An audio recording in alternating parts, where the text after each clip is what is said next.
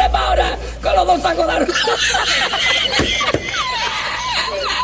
¡Ay, llama para Sevilla! ¡Llama a Sevilla que traigo un país!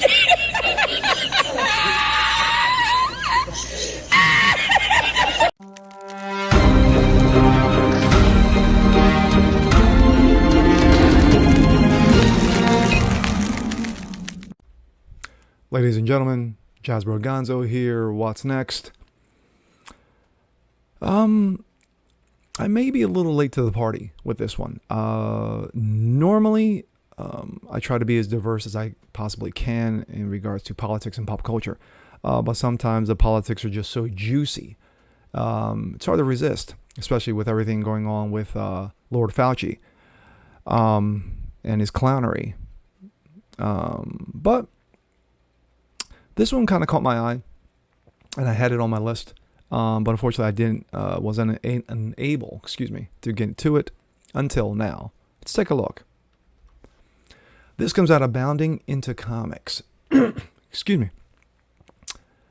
Marvel unveils female Filipino college student Ari Agbanyani as fourth regional Captain America.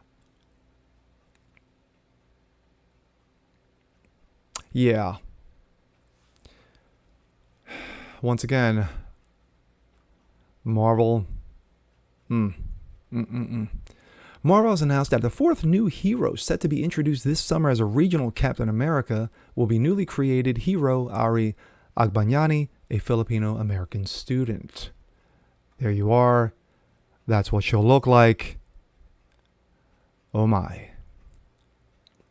Created by Overwatch and Dr. Aphra writer Alyssa Wong, Ari is set to debut in the United States of Captain America #4, crossing paths with Rogers, Wilson, Bucky Barnes, and John Walker as the four Star-Spangled Avengers travel the United States in pursuit of a thief who has stolen Captain America's shield. Yeah, because originality would mean actual thinking and common sense. Described as a local Captain America-inspired hero who seeks justice on her own college campus, Ari will discover that her school turns a blind eye to fellow students behaving badly. Ooh. Sounds like a tough one. Prompting the woman, who is not afraid to fight dirty, to spring into action. As you can see there, this is United States of Captain America, cover by Alex Ross, legend Alex Ross. Speaking to Iris Creation, Wong told Marvel, when editor Alana Smith approached me about creating a new local Captain America for the series, I immediately knew I wanted to write a Filipino American girl. Yeah, because that's the first thing that comes into my head. Quote, there just aren't very many of us in comics, she continued.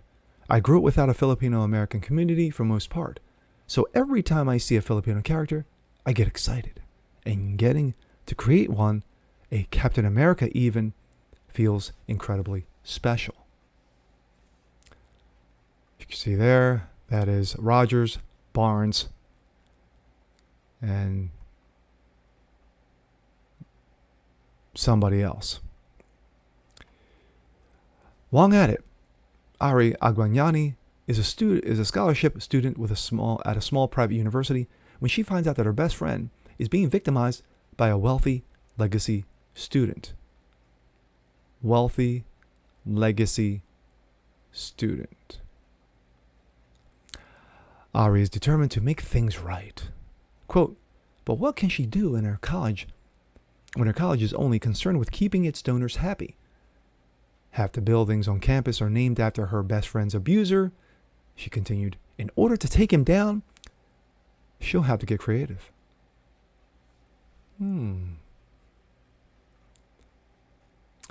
As for the role of the Star-Spangled Avenger in Ari's hero career, Wong noted, like the other Caps,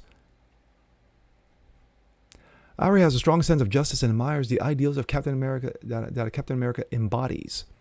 But Captain America she's inspired isn't Steve Rogers, it's Bucky Barnes.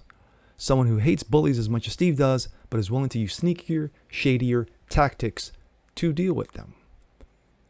Ari's a vigilante, and she knows that you can't always win by playing by the rules, explained Wong. Bucky's influence is reflected in her costume, designed by the incredible Jody Nishijima. Wong concluded, Jody has done such a credible job bringing Ari to life. Her art is so playful, charming, and fun. It's been an honor to co-create with Ari. It's been an honor to co-create Ari with her. As you can see, those are the different poses that she's doing. This is the character. That is the costume. My thoughts. Yikes. The fact of the matter is that there's only one Captain America, and that is Steve Rogers. Period. End of story. Why are we moving on from this? Now, I understand that Bucky Barnes picked up the mantle when Steve was shot and supposedly killed. You had the Falcon, Sam Wilson, pick up the mantle when Steve got old. And of course, as we all saw in Endgame, that the mantle was not handed down to Bucky Barnes, even though everybody thought that Bucky was going to be the go-to. They decided to go with Sam Wilson.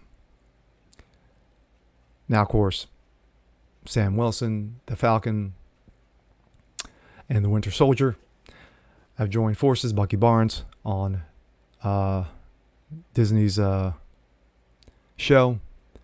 But in this regard, when you are just creating a character, just create a character and then just slap Captain America on it. Well, these other caps. No, there's only one Captain America.